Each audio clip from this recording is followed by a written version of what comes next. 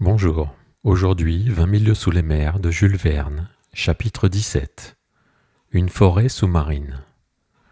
Nous étions enfin arrivés à la lisière de cette forêt, sans doute l'une des plus belles de l'immense domaine du capitaine Nemo. Il la considérait comme étant sienne et s'attribuait sur elle les mêmes droits qu'avaient les premiers hommes au premier jour du monde. D'ailleurs, qui lui eût disputé la possession de cette propriété sous-marine ? Quel autre pionnier plus hardi serait venu, la hache à la main, en défricher les sombres taillis? Cette forêt se composait de grandes plantes arborescentes, et dès que nous eûmes pénétré sous ces vastes arceaux, mes regards furent tout d'abord frappés d'une singulière disposition de leurs ramures, disposition que je n'avais pas encore observée jusqu'alors. Aucune des herbes qui tapissaient le sol, aucune des branches qui hérissaient les arbrisseaux, ne rampait, ni ne se courbait, ni ne s'étendait dans un plan horizontal. Toutes montaient vers la surface de l'océan. Pas de filaments, pas de rubans, si minces qu'ils fussent, qui ne se tinssent droits comme des tiges de fer. Les fucus et les lianes se développaient suivant une ligne rigide et perpendiculaire, commandée par la densité de l'élément qui les avait produits. Immobiles d'ailleurs, lorsque je les écartais de la main, ces plantes reprenaient aussitôt leur position première. C'était ici le règne de la verticalité. Bientôt je m'habituai à cette disposition bizarre ainsi qu'à l'obscurité relative qui nous enveloppait. Le sol de la forêt était semé de blocs aigus, difficiles à éviter. La flore sous-marine m'y parut être assez complète, plus riche même qu'elle ne l'eût été sous les zones arctiques ou tropicales, où ces produits sont moins nombreux. Mais pendant quelques minutes, je confondis involontairement les règnes entre eux, prenant des zoophytes pour des hydrophytes, des animaux pour des plantes. Et qui ne s'y fut pas trompé? La faune et la flore se touchent de si près dans ce monde sous-marin. J'observai que toutes ces productions du règne végétal ne tenaient au sol que par un empattement superficiel. Dépourvues de racines, indifférentes au corps solide, sable, coquillages, test ou galets qui les supportent, elles ne lui demandent qu'un point d'appui, non la vitalité. Ces plantes ne procèdent que d'elles-mêmes, et le principe de leur existence est dans cette eau qui les soutient, qui les nourrit. La plupart, au lieu de feuilles, poussaient des lamelles de forme capricieuse, circonscrites dans une gamme restreinte de couleurs qui ne comprenait que le rose, le carmin, le vert, l'olivâtre, le fauve et le brun. Je revis là, mais non plus desséchés comme les échantillons du Nautilus, des padines pans déployés en éventail qui semblaient solliciter la brise, des céramiers écarlates, des laminaires allongeant leurs jeunes pousses comestibles, des néréocystées filiformes et flexueuses qui s'épanouissaient à une hauteur de 15 mètres, des bouquets d'acétabules dont les tiges grandissent par le sommet, et nombre d'autres plantes pélagiennes toutes dépourvues de fleurs. Curieuse anomalie, bizarre élément, a dit un spirituel naturaliste où le règne animal fleurit et où le règne végétal ne fleurit pas. Entre ces divers arbrisseaux, grands comme les arbres des zones tempérées, et sous leur ombre humide, se massaient de véritables buissons à fleurs vivantes, des haies de zoophytes, sur lesquelles s'épanouissaient des méandrines zébrées de sillons tortueux, des cariophyles jaunâtres à tentacules diaphanes, des touffes gazonnantes de zoanthères, et pour compléter l'illusion, les poissons-mouches volaient de branche en branche, comme un essaim de colibri, tandis que de jaunes lépis acanthes à la mâchoire hérissée, aux écailles aiguës, des dactyloptères et des monocentres se levaient sous nos pas semblables à une troupe de bécassines. Vers 1 heure, le capitaine Nemo donna le signal de la halte. J'en fus assez satisfait pour mon compte, et nous nous étendîmes sous un berceau d'alariers, dont les longues lanières amincies se dressaient comme des flèches. Cet instant de repos me parut délicieux. Il ne nous manquait que le charme de la conversation. Mais impossible de parler, impossible de répondre. J'approchai seulement ma grosse tête de cuivre de la tête de Conseil. Je vis les yeux de ce brave garçon briller de contentement, et en signe de satisfaction, il s'agita dans sa carapace de l'air le plus comique du monde. Après 4 heures de cette promenade, je fus très étonné de ne pas ressentir un violent besoin de manger. À quoi tenait cette disposition de l'estomac, je ne le saurais dire.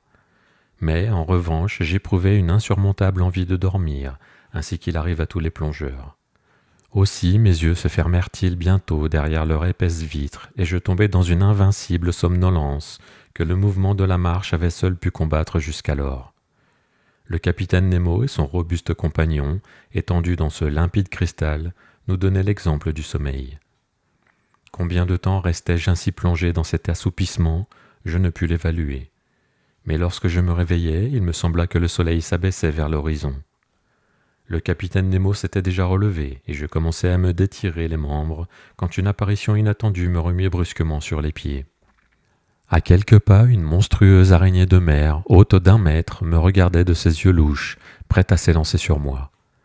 Quoique mon habit de scaphandre fût assez épais pour me défendre contre les morsures de cet animal, je ne pus retenir un mouvement d'horreur. Conseil et le matelot du Nautilus s'éveillèrent en ce moment. Le capitaine Nemo montra à son compagnon le hideux crustacé, qu'un coup de crosse abattit aussitôt, et je vis les horribles pattes du monstre se tordre dans des convulsions terribles. Cette rencontre me fit penser que d'autres animaux plus redoutables devaient hanter ces fonds obscurs et que mon scaphandre ne me protégerait pas contre leurs attaques. Je n'y avais pas songé jusqu'alors et je résolus de me tenir sur mes gardes. Je supposais d'ailleurs que cette halte marquait le terme de notre promenade, mais je me trompais et au lieu de retourner au Nautilus, le capitaine Nemo continua son audacieuse excursion. Le sol se déprimait toujours et sa pente, s'accusant davantage, nous conduisit à de plus grandes profondeurs. Il devait être à peu près 3 heures quand nous atteignîmes une étroite vallée creusée entre 2 hautes parois à pic et située par 150 mètres de fond. Grâce à la perfection de nos appareils, nous dépassions ainsi de 90 mètres la limite que la nature semblait avoir imposée jusqu'ici aux excursions sous-marines de l'homme. Je dis 150 mètres, bien qu'aucun instrument ne me permît d'évaluer cette distance. Mais je savais que, même dans les mers les plus limpides, les rayons solaires ne pouvaient pénétrer plus avant. Or, précisément, l'obscurité devint profonde. Aucun objet n'était visible à 10 pas. Je marchais donc en tâtonnant quand je vis briller subitement une lumière blanche assez vive. Le capitaine Nemo venait de mettre son appareil électrique en activité. Son compagnon l'imita. Conseil et moi nous suivîmes leur exemple. J'établis en tournant une vis la communication entre la bobine et le serpentin de verre, et la mer, éclairée par nos 4 lanternes, s'illumina dans un rayon de 25 mètres. Le capitaine Nemo continua de s'enfoncer dans les obscures profondeurs de la forêt, dont les arbrisseaux se raréfiaient de plus en plus. J'observais que la vie végétale disparaissait plus vite que la vie animale. Les plantes pélagiennes abandonnaient déjà le sol devenu aride, qu'un nombre prodigieux d'animaux, zoophytes, articulés, mollusques et poissons y pullulaient encore. Tout en marchant, je pensais que la lumière de nos appareils Ruhmkorff devait nécessairement attirer quelques habitants de ces sombres couches. Mais s'ils nous approchèrent, ils se tinrent du moins à une distance regrettable pour les chasseurs. Plusieurs fois, je vis le capitaine Nemo s'arrêter et mettre son fusil en joue. Puis, après quelques instants d'observation, il se relevait et reprenait sa marche. Enfin, vers 4 heures environ, cette merveilleuse excursion s'acheva. Un mur de rochers superbes et d'une masse imposante se dressa devant nous, entassement de blocs gigantesques, énormes falaises de granit, creusées de grottes obscures, mais qui ne présentaient aucune rampe praticable. C'étaient les accords de l'île Crespo, c'était la terre. Le capitaine Nemo s'arrêta soudain. Un geste de lui nous fit faire halte, et si désireux que je fusse de franchir cette muraille, je dus m'arrêter. Ici finissaient les domaines du capitaine Nemo. Il ne voulait pas les dépasser. Au-delà, c'était cette portion du globe qu'il ne devait plus fouler du pied. Le retour commença. Le capitaine Nemo avait repris la tête de sa petite troupe, se dirigeant toujours sans hésiter. Je crus voir que nous ne suivions pas le même chemin pour revenir au Nautilus. Cette nouvelle route, très raide et par conséquent très pénible, nous rapprocha rapidement de la surface de la mer. Cependant, ce retour dans les couches supérieures ne fut pas tellement subit que la décompression se fit trop rapidement, ce qui aurait pu amener dans notre organisme des désordres graves et déterminer ces lésions internes si fatales aux plongeurs. Très promptement, la lumière reparut et grandit, et le soleil étant déjà bas sur l'horizon, la réfraction borda de nouveau les divers objets d'un anneau spectral. À 10 mètres de profondeur, nous marchions au milieu d'un essaim de petits poissons de toute espèce, plus nombreux que les oiseaux dans l'air, plus agiles aussi, mais aucun gibier aquatique digne d'un coup de fusil ne s'était encore offert à nos regards. En ce moment, je vis l'arme du capitaine, vivement épaulée, suivre entre les buissons un objet mobile. Le coup partit, j'entendis un faible sifflement et un animal retomba foudroyé à quelques pas. C'était une magnifique loutre de mer, une énidre, le seul quadrupède qui soit exclusivement marin. Cette loutre, longue d'1,50 m, devait avoir un très grand prix. Sa peau, d'un brun marron en dessus et argenté en dessous, faisait une de ces admirables fourrures si recherchées sur les marchés russes et chinois. La finesse et le lustre de son poil lui assuraient une valeur minimum de 2 000 francs. J'admirais fort ce curieux mammifère à la tête arrondie et orné d'oreilles courtes, aux yeux ronds, aux moustaches blanches et semblables à celles du chat, aux pieds palmés et inguiculés, à la queue touffue. Ce précieux carnassier, chassé et traqué par les pêcheurs, devient extrêmement rare, et il s'est principalement réfugié dans les portions boréales du Pacifique, où vraisemblablement son espèce ne tardera pas à s'éteindre. Le compagnon du capitaine Nemo vint prendre la bête, la chargea sur son épaule, et l'on se remit en route. Pendant 1 heure, une plaine de sable se déroula devant nos pas. Elle remontait souvent à moins de 2 mètres de la surface des eaux. Je voyais alors notre image nettement reflétée se dessiner en sens inverse, et au-dessus de nous apparaissait une troupe identique reproduisant nos mouvements et nos gestes, de tout point semblables, en un mot, à cela près qu'elle marchait la tête en bas et les pieds en l'air. Autre effet à noter, c'était le passage de nuages épais qui se formaient et s'évanouissaient rapidement. Mais en réfléchissant, je compris que ces prétendus nuages n'étaient dus qu'à l'épaisseur variable des longues lames de fond, et j'apercevais même les moutons écumeux que leurs crêtes brisées multipliaient sur les eaux. Ils n'étaient pas jusqu'à l'ombre des grands oiseaux qui passaient sur nos têtes, dont je ne surprisse le rapide effleurement à la surface de la mer. En cette occasion, je fus témoin de l'un des plus beaux coups de fusil qui ait jamais fait tressaillir les fibres d'un chasseur.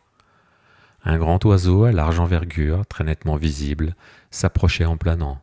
Le compagnon du capitaine Nemo le mit en joue et le tira lorsqu'il fut à quelques mètres seulement au-dessus des flots. L'animal tomba foudroyé et sa chute l'entraîna jusqu'à la portée de l'adroit chasseur qui s'en empara. C'était un albatros de la plus belle espèce, admirable spécimen des oiseaux pélagiens. Notre marche n'avait pas été interrompue par cet incident. Pendant 2 heures, nous suivîmes tantôt des plaines sableuses, tantôt des prairies de varech, fort pénibles à traverser. Franchement, je n'en pouvais plus quand j'aperçus une vague lueur qui rompait, à un demi-mile, l'obscurité des eaux. C'était le fanal du Nautilus. Avant 20 minutes, nous devions être à bord, et là, je respirerais à l'aise, car il me semblait que mon réservoir ne fournissait plus qu'un air très pauvre en oxygène. Mais je comptais sans une rencontre qui retarda quelque peu notre arrivée. J'étais resté d'une 20aine de pas en arrière lorsque je vis le capitaine Nemo revenir brusquement vers moi. De sa main vigoureuse, il me courba à terre, tandis que son compagnon faisait autant de conseils. Tout d'abord, je ne sus trop que penser de cette brusque attaque, mais je me rassurai en observant que le capitaine se couchait près de moi et demeurait immobile. J'étais donc étendu sur le sol et précisément à l'abri d'un buisson de varech, quand, relevant la tête, j'aperçus d'énormes masses passer bruyamment en jetant des lueurs phosphorescentes. Mon sang se glaça dans mes veines. J'avais reconnu les formidables squales qui nous menaçaient. C'était un couple de tintoréas, requins terribles, à la queue énorme, au regard terne et vitreux, qui distillent une matière phosphorescente par des trous percés autour de leur museau. Monstrueuses mouches à feu qui broient un homme tout entier dans leur mâchoire de fer. Je ne sais si Conseil s'occupait à les classer, mais pour mon compte, j'observais leur ventre argenté, leur gueule formidable hérissée de dents, à un point de vue peu scientifique et plutôt en victime qu'en naturaliste. Très heureusement, ces voraces animaux y voient mal. Ils passèrent sans nous apercevoir, nous effleurant de leurs nageoires brunâtres, et nous échappâmes, comme par miracle, à ce danger plus grand, à coup sûr, que la rencontre d'un tigre en pleine forêt. Une demi-heure après, guidés par la traînée électrique, nous atteignions le Nautilus. La porte extérieure était restée ouverte et le capitaine Nemo la referma dès que nous fûmes rentrés dans la première cellule. Puis il pressa un bouton. J'entendis manœuvrer les pompes au-dedans du navire. Je sentis l'eau baisser autour de moi et en quelques instants, la cellule fut entièrement vidée. La porte intérieure s'ouvrit alors et nous passâmes dans le vestiaire. Là, nos habits de scaphandre furent retirés, non sans peine, et, très harassé, tombant d'inanition et de sommeil, je regagnai ma chambre tout émerveillé de cette surprenante excursion au fond des mers. Merci de m'avoir écouté, on se retrouve très vite pour la suite de 20 000 lieues sous les mers.